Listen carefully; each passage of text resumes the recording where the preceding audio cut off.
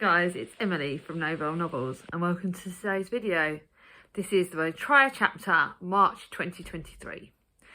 Now, I haven't done one of these in a while and they won't be as common as they were last year, partly due to the viewing figures, partly because I've got my TBR down to where I wanted it to be. But, seeing as it's birthday month, seeing as I've already got loads of books this month, I thought I needed to be harsh with myself and get rid of some books. So, I want to try a chapter on some of the books that I'm not sure about or some of the books that I need to get off my backside and read. So, and sorry about the banging in the door, it's windy here today. So, as always, I won't be doing exactly a chapter because some of the chapters are ridiculously short. But I will be doing I'm aiming for around about 20 pages-ish. I used to do a lot more, but I thought, do you know what? It was really hard. And I've got to fit all this in today, which is the Monday, because tomorrow I'm busy and Wednesday I'm doing another video. So, the first book I'm doing Try a Chapter on is The Lying Life of Adults by Elena Ferrante. Now, this has actually had mixed reviews. Deborah from Booking with Deborah has tried it twice and didn't like it. Some other people have liked Elena Ferrante's books, but I have heard it's had mixed reviews. So, this is 2 years ago. Before leaving home, my father said to my mother that I was very ugly. Giovanna's pretty face has changed. It's turning into the face of an ugly, spiteful teenage adolescent, but seeing things as they really are, where she must look in it to find her true reflection and the life that can claim her own.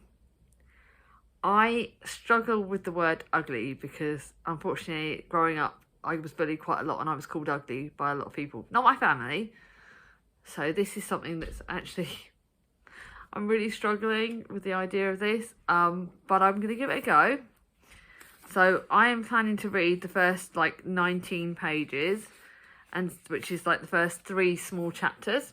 I'm going to go up to chapter 3 and see what I think of it.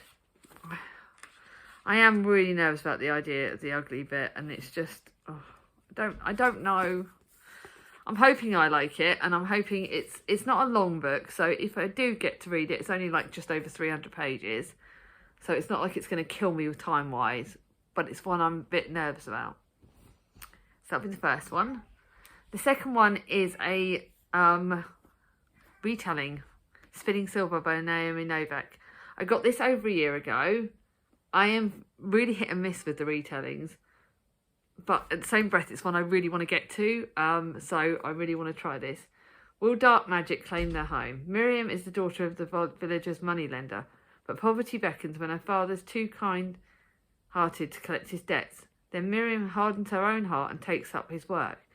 Her success creates rumours that she can turn silver into gold, which attract the fairy king of the winter himself. He sets an impossible challenge, and if she fails, she dies. Yet if she triumphs, a fate worse than death awaits. So, yeah, I'm really excited. This one is, again, I'm going to read the first 20 pages, which is the first 2 chapters. I hope I like this one. This is one I hope to like, and I hope I get on with it. The next one is a book I randomly picked off from Baz Books about a year or 2 ago, and this is The Fourth Queen by Debbie Taylor. This is actually set in 1769. I think I bought it purely because it was a Queen book, and yet now I'm like, nothing's been drawing me to it. It's about Helen Gloak, who's 19 when she runs away from her Scottish village in 1769, seeking a better life in the colonies. But her journey takes a horrifying turn when a ship is captured by pirates. The passengers and crew vicariously slaughtered. Helen's beauty sets her apart and she's taken to Morocco, plucked from a terrible fate to become a concubine in the harem of the Emporium of the Emperor. Okay, again, these are small chapters, so I'm actually going to read slightly more. I'm going to read to chapter 5, which is the first 28 pages. But the print isn't too small, so yeah, I'm going to give it a go. I don't know how I'm going to feel about that. Then I've got another Maggie O'Farrell. Now, you know I've done a try chapter on Maggie O'Farrell's book before. I, again, am very hit and miss. I've got The Marriage Portrait, which is her newest book, which I got for my birthday. I loved Hamnet. I've liked some of her books, and this is After You've Gone, which is about when Alice Brake boards a train at King's Cross to visit her sisters in Scotland. Hours later, she steps into traffic on a busy road and is taken to hospital in a coma. Who or what did she see in Edinburgh that made her return suddenly? Was the accident a suicide attempt? And this is sliding between different levels of consciousness. This one intrigues me. It could be good and it could be bad. This doesn't have chapter numbers, but I'm reading up to chapter 20, up to page 26. And it looks like smaller ones. I'm reading a bit of the prologue and the first part, so I've had this on my shelves a while, so I want to know if I'm going to get on with it. Then a thriller that I was given to by a neighbour, but again, nothing. I'm having a real hit and miss with thrillers at the moment. I've got a historical fiction mystery that I'm loving. I've got another thriller that I just read and I didn't like particularly, which you would have seen me review. Twisty, you won't see the end coming if I disappear. Sarah loves true crime podcasts. The mysteries become an unlikely comfort to her, then an obsession. So when Rachel, her favourite podcast host, disappears from a small town in Northern California, Sarah decides to act. And yeah, I'm not sure. I'm really not sure. I'm going up to episode 7, which is on page 19, so I'm going to only read about 18 pages of this, because thrillers can either be hit and miss. Give it a go. If I like it, I like it. And then a book I bought purely because it's set in one of the earliest timelines I've ever read, but it's one of the biggest books on my shelves. It's nearly 600 pages, but it's The Sheen on the Silk by Anne Perry, and it's set in 1273, and it's set in Byzantine, and a physician, Anna Zaradi, resolves to prove the innocence of her brother, who's now in exile, conspiring to kill a nobleman. Again, I don't know why I got this. It is a very pretty book, but it's a Byzantinian book and nothing is drawing me to it, and I've had it on my shelves for ages. Because of the size, it scares the crap out of me. I am going to read the first 3 chapters, which takes me up to page 28. If I like it, I like it. If I don't, I don't. So I'm filming this on the Monday. I've got to get all this filmed today, and I've also got a load of other jobs to do. So I will be doing try chapter in that order, and as I go along, I will let you all know.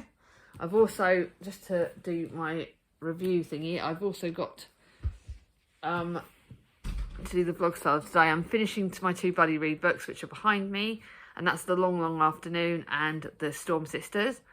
You would have seen how I thought of those. You'll see that obviously on my wrap up part 1, which would have arrived on Monday. If I can remember, on Friday. If I can remember, I will link that down below so you can see what I thought of those. But let's see. These books will do. If I decide to keep any of them, they've got to be read by the end of April, or they will just get unhauled anyway. So they'll either be read at the end of this month or the end of April, depending on what I think. So I'll let you know. I'll keep you informed. See you in the next clip. Bye-bye. So just a brief clip to say that I have read my pages for the Elena Ferrante book, The Lying Life of Adults. No, not for me. The writing style is not something I like. I do not like the way it's ugly. I do not like the way this father is making his daughter feel. It is just annoying the out of me. I do not like it at all. Sorry, Elena Ferrante. I don't want to offend authors, but this is not for me. And it's making me think that this author's writing is not going to be right for me. So I'm not going to pick up any more of her books. But this is definitely not for me. So after, I'm going to go and wash my hair now quickly. And then I'm going to finish off The Long, Long Afternoon, which is a buddy read. And then, yeah, that's my little plans for now. I've just got to go and get on. And I'll speak to you all after I've read Spinning Silver, which is the next one. So yeah, me real with the towel on my head while my hair's drying. But just quickly, I just read my pages for Spinning Silver, and yeah, I think I'm going to keep this one. This does actually look like quite an interesting retelling of Rumpelstiltskin, and they seem to be really hit and miss. It is a longer book. It's nearly about 470 odd pages, but it might be quite nice to read this month. So you'll hear what I think about this at the end of my wrap-up part 2 at the end of the month. But yeah, like, look at this. This is a keepy. Yay! Right, I finished my book for my first buddy read. So that's another job done. I've got to go and dry my hair. I've got more housework to do. The next one is The Fourth Queen, and I'll see what I think of that one. So I'm just about to do some more housework, and I've read my pages of The Fourth Queen, Debbie Taylor. I'll be honest, I didn't even finish it. There was too much talk of sucking on breasts and nipples and like saucy stuff in the old age, and it's like the writing for the other storyline. It's just like, no, I am not, this is not for me at all. And I really am worried how this trial chapter is going to go, because I've got two that are definite, obviously unhaul. I'm trying to try my Maggie O'Farrell book soon. I'm going to do a bit of housework, then do that, and then I've got so much to do. But anyway, this is a definite unhaul. I'm hoping I like my Maggie O'Farrell book. Fingers crossed. Wish me luck. I just read my pages for the Maggie O'Farrell one and the If I Disappear. And the good news is the Maggie O'Farrell one, it hit me. It got me. I didn't actually want to put it down. I think we may have a successful Maggie O'Farrell one. I don't know if it's the cover of this that didn't draw me in, or what it was the fact that I've had some of her older books that haven't grabbed me. But I think I could see this is where her writing was getting good, and it was like, yeah, I didn't want to put it down. It's the whole like thing of like in and out of consciousness, what could have happened with accidents. It's going to be emotional, but it does look really good. If I Disappear, I don't know why I got this off my neighbour. It's just a real thrillery mystery, but the way it's written is just not for me. And do you know what? I don't need books on my shelves that are not for me. I don't know why I picked them up. I think, like, looking at some of the unhauls already, it's like I picked up books off the shops because they thought they looked all right, but I didn't really think about it. And I think going forward, like when I go to the charity shops with Charlie, and when I went with Chris for my birthday, I'm really now thinking about whether I really need the book, whether it's one I really will want, and I'm taking a bit more time in it. I think that's going forward is something, progression for me. So even if these try chapters are not successful in the fact I don't keep many of them, it's teaching me about why I pick up books and why books don't need to be on my shelves for very long, why I really need to be thinking a bit more about my purchases and being a bit more sensible. Yes, I've got a big unread TBR, but it needs to be full of books that I'm looking forward to rather than books I'm just picking up for the sake of having an extra book on my shelf. So that's my sort of thoughtfulness right now. I'm going to actually do a bit of hoovering quickly, and then I've got the Storm Sister to finish today, but I think I might just read a bit of it before lunch and then try and get this video finished before lunch if I can. But I'm not going to get stressed. I think actually I might actually just save the Sheen and the Sheep for post lunch, and then I can put the video together. I'll see how I go. Anyway, that's enough for now. I better hoover because Charlie's going to be calling me soon, and I would like to speak to my sister. So I did decide before lunch to read my pages for the Sheen and Silk. I read a chapter and it did not grasp me. For a 700 page book, I don't need a big book. I don't need to read it. I think that was a bit of a silly impulse purchase purely by the cover buy. But out of the 6 books, I have kept 2, which is good. I've kept After You're Gone and Spinning Silver, which are both 2 books that I cannot wait to read this month. So they will be read by the end of March. One is slightly longer than the other one, but they look really, really good. So I can't wait. So positivity has come out of the stress that I've unhauled 4, but that's 4 books that have gone out on my shelf that I don't need. And I've got 2 books to read this month that I wouldn't have read otherwise. So positive. Anyway, that is it for this video. I'm going to tie it all together. If you like this video, give it a thumbs up. If you're new to my channel and not subscribed yet, ring on my ding-a-ling, and I'll see you all soon. Bye bye.